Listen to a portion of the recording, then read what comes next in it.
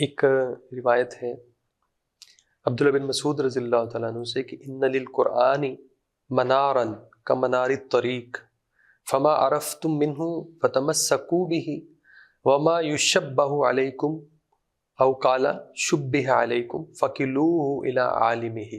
جی یہ بہت انہوں نے عام لوگوں کے لیے بہت درست رہنمائی کی۔ بنیادی طور پر تو عبداللہ بن عباس نے جو بات ارشاد فرمائی وہی ہے کہ قرآن میں جو باتیں بیان ہوئی ہیں ان کے مختلف مراتب ہیں، ان کے مختلف مدارج ہیں۔ ایک قرآن کی بنیادی تعلیم ہے، وہ تو بالکل واضح ہے۔ قرآن خود بھی اس کی طرف بار بار رہنمائی کرتا ہے، بار بار اللہ نے ان کو ان کا تکرار کر کے، اعادہ کر کے، مختلف اسالیب سے اس کو بیان کر کے اس کو اتنا کھول دیا ہے کہ اس میں پھر کوئی تردد یا کوئی اشتباہ پیدا نہیں ہوتی۔ اسی کو وہ عبداللہ بن عباس کہہ رہے ہیں کہ قرآن مجید میں بہت سی تعلیمات ہیں جو منار کی طرح اتنی واضح، جیسے راستے میں آپ جائیں تو ایک اونچا مینار ہو جو راستے لوگوں کی، مسافروں کی رہنمائی کر رہا ہو روشنی سے، تو وہ تو منار ہیں، ان کے بارے میں تو کوئی اشتباہ ہو نہیں سکتا۔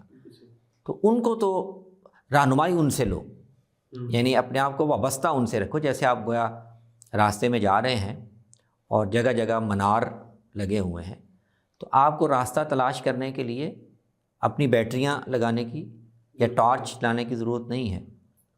آپ راہ راست پہ رہیں تو ان مناروں کو آپ دیکھتے جائیں تو آپ جادہ مستقیم پہ رہیں گے۔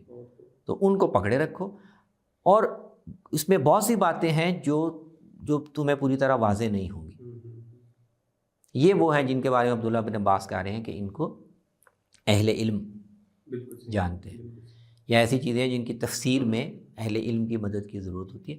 تو اس میں عام پڑھنے والا وہ خود اس کی درپے نہ ہو، فقیلوہ الی عالم۔